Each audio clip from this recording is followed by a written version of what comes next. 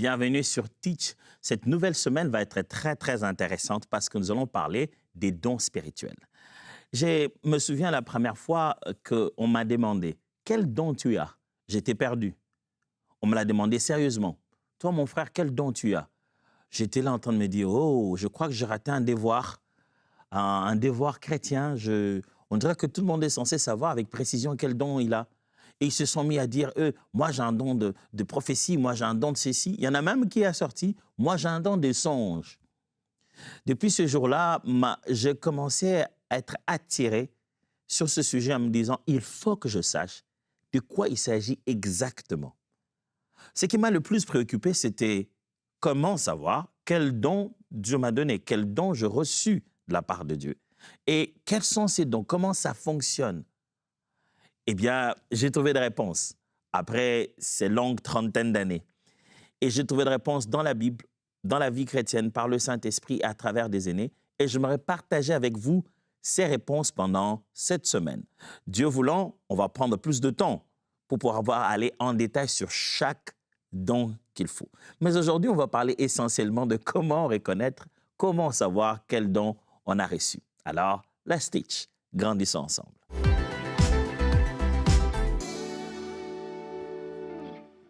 La Bible est remplie des manifestations de la puissance de Dieu. Le Saint-Esprit utilisant des êtres humains dans l'Ancien comme dans le Nouveau Testament pour manifester l'omniscience de Dieu, sa toute-puissance et son amour. Lorsqu'on se met à étudier le domaine des dons spirituels, on peut arriver à les catégoriser. Selon qu'on prend le langage de Paul dans 1 Corinthiens chapitre 12, chapitre 13, 14, ou dans Romains chapitre 12, et que l'on considère les manifestations de l'Esprit par Jésus-Christ et les apôtres dans les Actes des Apôtres, et que l'on prenne en compte le ministère de puissance et des prophéties du prophète de l'Ancien Testament, ainsi que les miracles réalisés à cette époque par des patriarches et des personnes uniques comme Moïse, en combinant tous ces éléments des différentes manifestations de l'Esprit et de la main tendue de Dieu au milieu de son peuple, on peut arriver à catégoriser cela, si on veut les appeler des manifestations spirituelles ou, si vous voulez, des dons spirituels. On en arrive jusqu'à 4 catégories où on appelle les dons de révélation. On cite 3. Il y a des dons d'inspiration ou des dons vocaux. On en cite 3 aussi. Et il y a ce qu'on appelle des dons de puissance. On en cite 3. Et il y a ce qu'on appelle des dons de service. Là, dedans, on met les catégories comme les dons d'exhortation, de libéralité, tous les autres genres de dons qu'on retrouvait plutôt dans Romains chapitre 12. Ce que nous allons étudier pendant ce temps-ci, ce sera essentiellement ce que Paul appelle les pneumatikos, les manifestations de l'esprit qui tombent dans les 3 premières catégories, où vous avez parole de connaissance, parole de sagesse, prophétie, discernement des esprits, dons de foi, dons d'opération, de miracles, des guérisons ou de langues ou pas multiplication de langues, mais plutôt d'interprétation des langues. Nous allons étudier cela pendant cette semaine et on va prendre le temps, chaque don, l'un après l'autre. Mais la question qui se pose, c'est comment je sais que j'ai ce don-là? C'est vrai que fondamentalement, on se dit, en tant que chrétien, en tant qu'enfant de Dieu, nous avons tous reçu un don. Pourquoi? Parce que nous avons reçu le don par excellence, qui est le Saint-Esprit. N'est-ce pas que Paul prêche et Pierre plutôt prêche dans les premières prédications de l'Église, qu'on lui demande « Homme, frère, qu'allons-nous faire ?» Le peuple réagit par rapport à sa prédication. Il dit « Repentez-vous de vos péchés, recevez la grâce divine et vous recevrez le don du Saint-Esprit. » Il ne parle pas des dons au pluriel, il parle du fait que le Saint-Esprit lui-même est un cadeau de Dieu, le don que Dieu nous a fait. Lorsque vous recevez le Saint-Esprit, il vient avec tout. Il vient avec tous les nécessaires pour soit produire les fruits de l'Esprit, qui est un ensemble de caractères, ou alors manifester la présence de Dieu en toi. Lorsque Dieu veut manifester, montrer tangiblement qu'il vit en toi et qu'il vit dans l'Église, il fait donc de pneumatikos, des manifestations ou des choses de l'Esprit. Et ce sont ces choses-là qu'on aime appeler des dons spirituels ou les cadeaux de Dieu pour prouver que le Saint-Esprit est dans l'œuvre à l'Église et à travers la vie d'un chrétien. Mais comment savoir lequel on a? On sait déjà que l'Esprit de Dieu est en nous, donc certainement, il est venu avec ça. Mais lequel on a? Je vais vous donner une clé fondamentale avant de pouvoir partager avec vous aujourd'hui au moins 7 choses qui pourraient beaucoup vous aider de façon très pragmatique pour reconnaître le don que vous avez. Laissez-moi au moins vous dire une chose de base. Vous devez savoir que les dons sont souvent liés à l'appel, au but. Qu'est-ce que Dieu veut faire? Dans ce moment, dans cette circonstance, qu'est-ce que Dieu veut faire de ta vie, la mission qu'il t'a accordée? Ce sont ces choses qui déterminent les manifestations. N'oubliez pas le terme, manifestation. Souvent, nous avons tendance à considérer les dons spirituels comme, je tiens ici ma tasse et je la prends avec moi, comme quelque chose qu'on m'a donné, qui reste à moi, que je possède, mon précieux. Non, les dons de l'esprit sont en fait quelque chose que Dieu a mis entre tes mains pour faire passer, pour le donner au destinataire final. Celui qui le manifeste n'est qu'un facteur. Il reçoit la lettre et il va déposer au destinataire final. Quand Dieu te donne un don de prophétie, il a en fait un cadeau à l'Église à travers la manifestation de cette prophétie que tu donnes. Le don de prophétie, ce n'est pas le don de recevoir des messages prophétiques pour soi. Non, c'est le don de manifester des messages prophétiques pour les autres. Et donc, le but de Dieu dans la circonstance, ainsi que la mission que Dieu donne à ta personne, sont deux choses qui vont souvent indiquer quels dons se manifesteront régulièrement dans votre vie. Je préfère le terme « manifester régulièrement » que dire « posséder », que dire « j'ai ce don ». Je pense que tu as un appel et Dieu manifeste dans une circonstance régulièrement un don en toi. Pourquoi je dis ça? Parce que souvent, certains chrétiens en arrivent au point de se dire « Ah, moi, je n'ai pas de don de prophétie. Ah, moi, je n'ai pas le don de diversité des langues. Ah, moi, tu sais, moi, je n'ai pas le don de discernement des esprits. » Lorsque les dons se manifestent dans l'Église, la Bible a tendance à répéter cette pensée selon laquelle les Saint-Esprits chacun de nous s'exprime selon que le Saint-Esprit nous donne de nous exprimer. Voyez, c'est l'Esprit qui décide de quelle manière il manifeste. Mais encore, dans 1 Corinthiens, vous aurez souvent ce langage où Paul parle du fait d'édifier l'Église. Et il utilise le mot « le don le meilleur », c'est-à-dire la meilleure façon de manifester Dieu dans cette circonstance.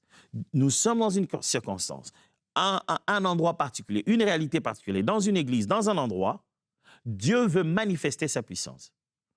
Ce n'est plus à demander si toi tu as ces dons-là ou non. C'est l'Esprit de Dieu qui manifeste ce don-là, à travers toi et boum, la chose se fait.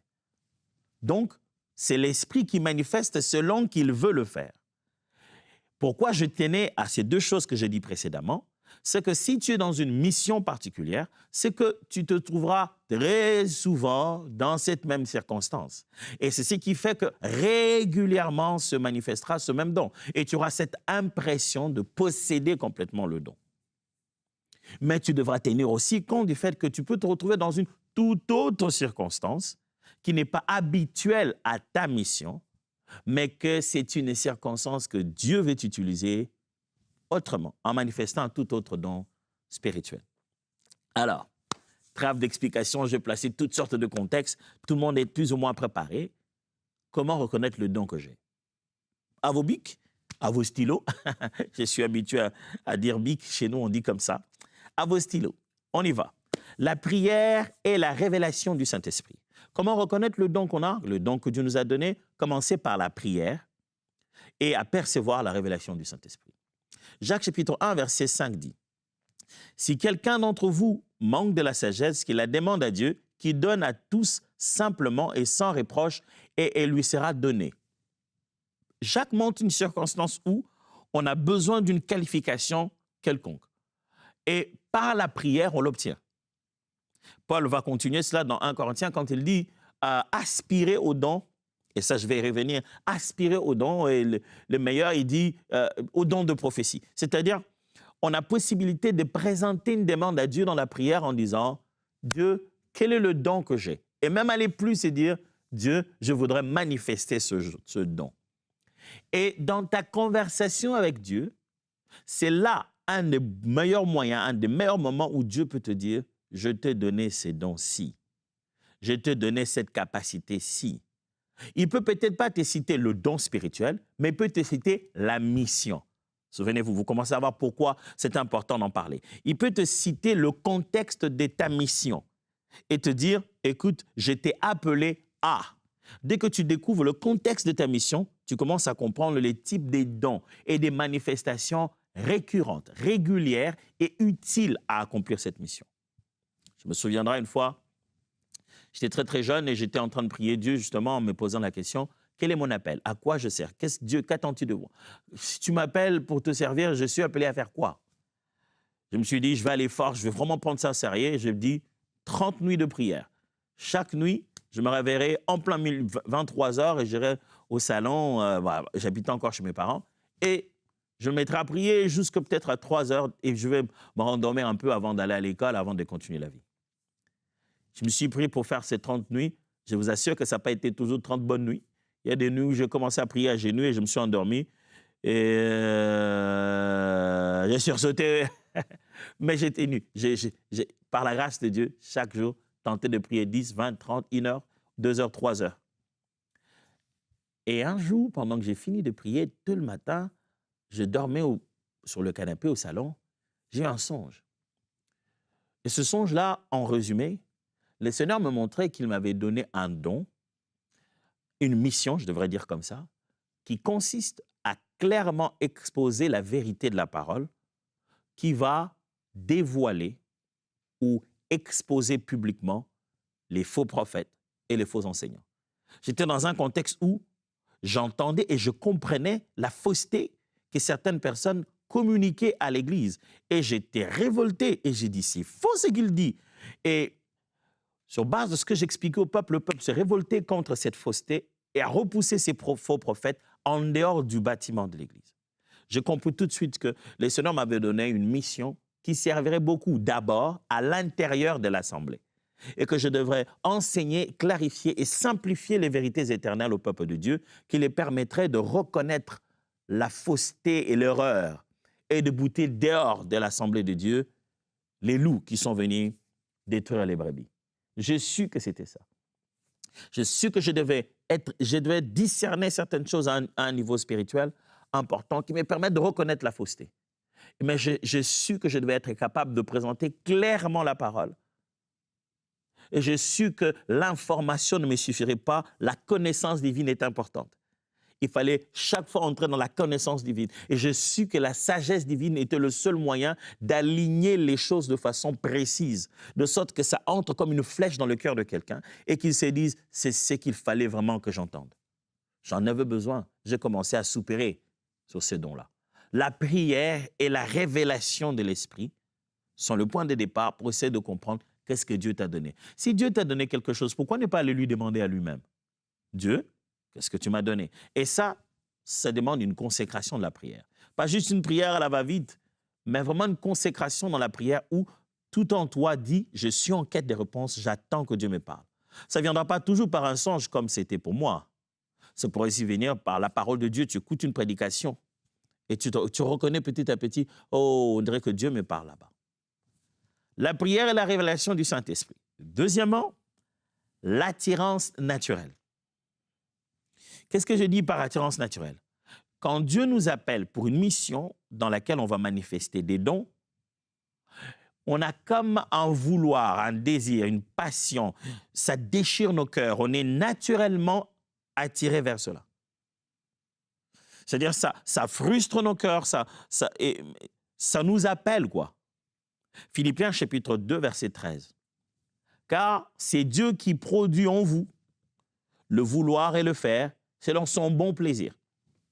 Paul était en train de parler aux Philippiens, en train de leur démontrer que dans les actions qu'il devait poser, c'est Dieu qui étise en nous, c'est lui qui place en nous l'intention pour cela, qui place en nous le vouloir et le faire. L'intention, c'est Dieu qui, pour sa gloire, met en nous les envies vers une chose. J'utilise ces versets pour montrer que de fois, on a ces tendances naturelles, ces envies, ces impulsions divines. c'est naturel. Tu es naturellement attiré et touché et perturbé quand les gens sont malades. Au point que lorsque tu as prié pour eux et qu'ils ne sont pas guéris, tu en deviens malade.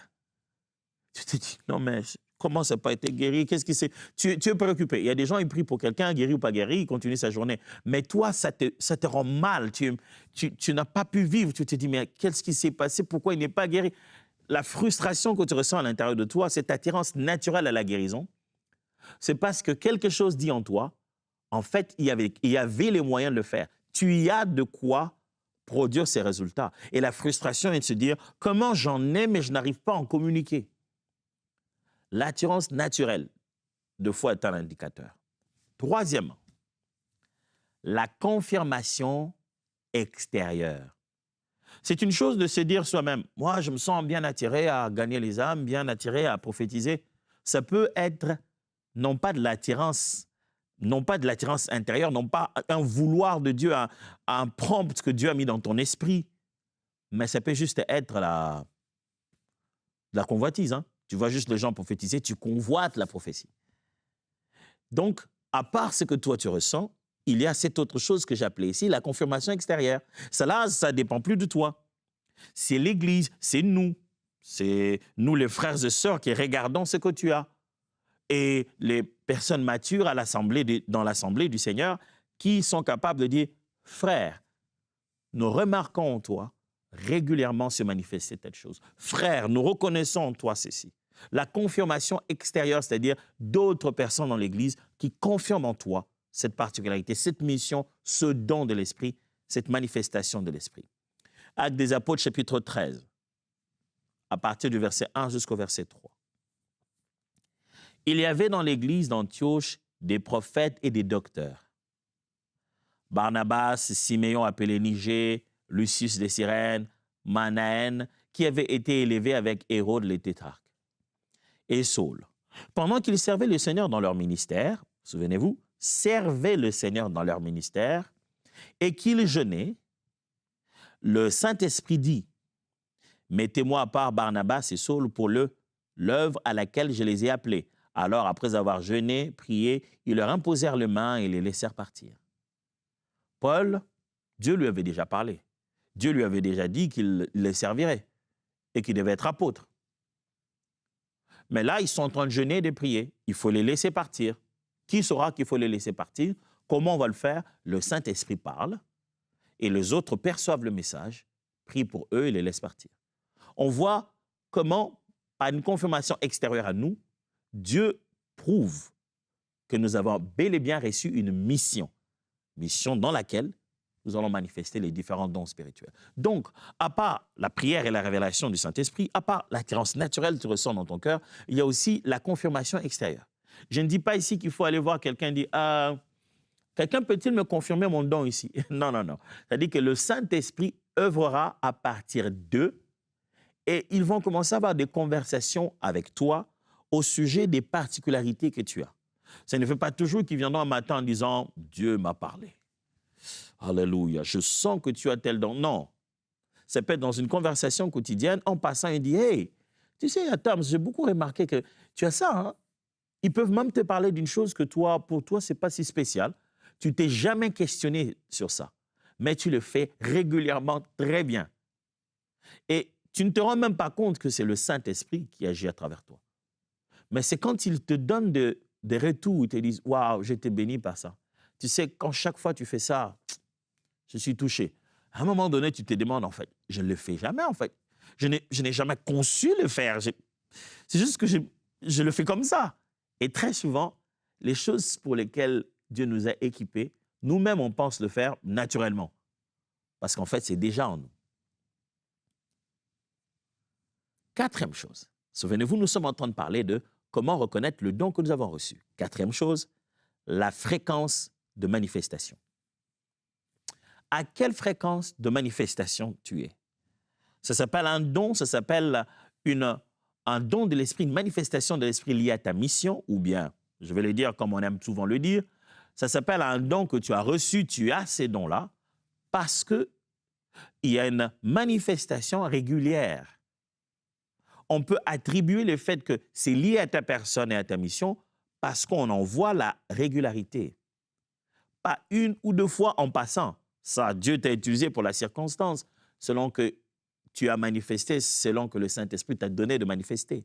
Mais si cette chose, on doit être capable de s'attendre que c'est lié à ta personne, à ta mission, elle doit être régulière. Pas une fois en passant. Pas une guérison après chaque 20 ans. Ça doit être quelque chose que tu rencontres régulièrement dans ton appel et pour lequel tu obtiens résultat régulièrement. Acte 10, 38. Vous savez comment Dieu a oint du Saint-Esprit de force Jésus de Nazareth, qui allait de lieu en lieu, faisant du bien et guérissant tous ceux qui étaient sous l'emprise du diable, car Dieu était avec lui.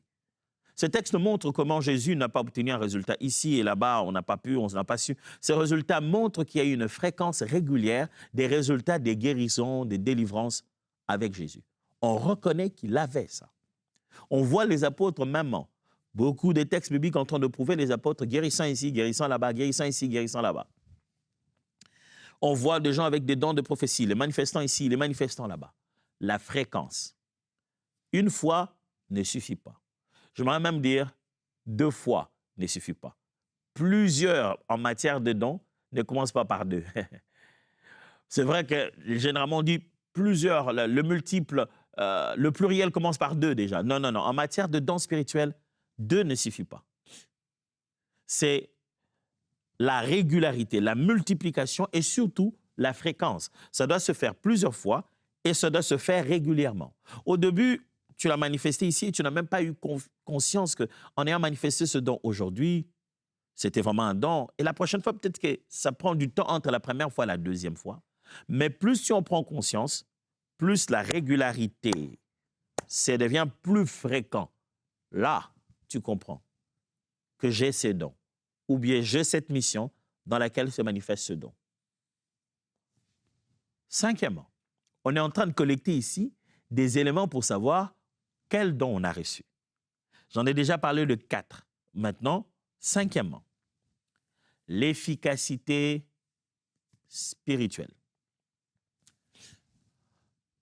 En d'autres termes, ce que j'essaie de dire ici, c'est le résultat. Le résultat obtenu.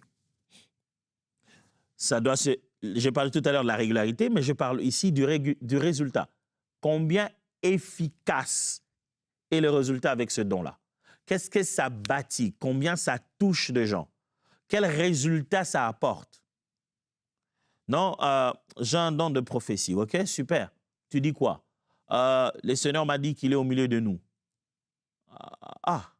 Pour quel résultat? C'est bien, c'est intéressant. Ce que tu as dit, fantastique, ce n'est pas un mensonge. Le Seigneur nous confirme sa présence, alléluia. Si à chaque réunion de prière, ton don prophétique consiste à dire « Le Seigneur est au milieu de nous », commence à se poser la question sur l'efficacité de ce don-là. Est-ce qu'il atteint son objectif? Quel est l'objectif du don de prophétie? Luc chapitre 6, versets 17 à 19.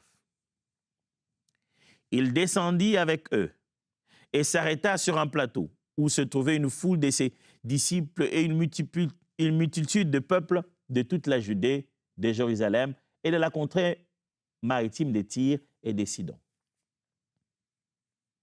Ils étaient venus pour l'entendre et pour être guéris de leur maladie. Ceux qui étaient tourmentés par des esprits impurs étaient guéris et toute la foule cherchait à le toucher parce qu'une force sortait de lui et les guérissait tous. Oh! Ça, c'est de l'efficacité. On parle de Jésus ici. Il a le don de guérir, il a la capacité de guérir. Non seulement il administre la capacité de guérir, mais les gens font appel à son don. C'est-à-dire que ce n'est pas au moment où lui veut guérir, les gens, au moment où il veut être guéri, son don se manifeste. Vous voyez, le don spirituel ne se manifeste pas à la demande de celui qui le manifeste. Il se manifeste aussi à la demande sur terre, aux besoins du peuple. J'arrive à un endroit, je n'ai pas envie d'avoir une parole de connaissance, mais il y a un besoin de connaître et de révéler quelque chose. Et le peuple désire une révélation, une connaissance de la part de Dieu. Et si Dieu a là un outil qu'il utilise pour ça, boum. Ça montre l'efficacité, les degrés d'impact et les degrés de fonctionnement de ce don-là. Sixièmement, la paix et la joie intérieure. Un don spirituel n'est pas un fardeau lourd à porter. Tu commences à dire, hey, pourquoi moi je l'ai toujours encore pour faire. Au début, c'est vrai qu'il y a des manifestations qui vous font peur. Mais plus on commence à manifester un don, plus on commence à chercher combien c'est reposant. À la fin de l'exercice de mon don, j'ai cette sensation de dire, tout est accompli. Ce qu'il fallait faire a été fait. J'ai cette sensation de dire, Dieu me regarderait et il dirait, bon et fidèle serviteur. Il y a une paix, mais aussi une joie. Je rentre sans me dire, ouais, j'ai donné des paroles, j'ai guéri les malades. Non, mais je rentre avec la joie et dire, oh Dieu, j'ai été utile entre tes mains. Dieu, waouh, tu m'as fait une telle grâce, quelqu'un comme moi. Je suis heureux de te servir. Actes chapitre 5, versets 41 à 42. Les apôtres quittèrent la salle du conseil, tout joyeux de ce que Dieu les ait jugés dignes de souffrir et d'être humiliés à cause du nom de Jésus.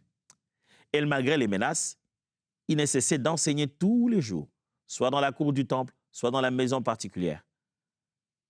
Du matin au soir, ils annonçaient que Jésus était le Christ, le Messie promis. Les apôtres sont frappés parce qu'ils prêchent et qu'ils guérissent les malades, mais quand on les a frappés, ils rentrent tout joyeux. L'un des indicateurs que tu as ce don-là, c'est que malgré les combats, malgré ce que les gens racontent, l'exercice de ce don te produit joie, paix de cœur. Et enfin, l'étude des types de dons. Si tu veux savoir quel don Dieu t'a donné, prends le temps d'étudier les dons. Parce qu'après, tu te dis, Dieu m'a donné quel don? Quelle liste des dons? Tu connais la liste des dons?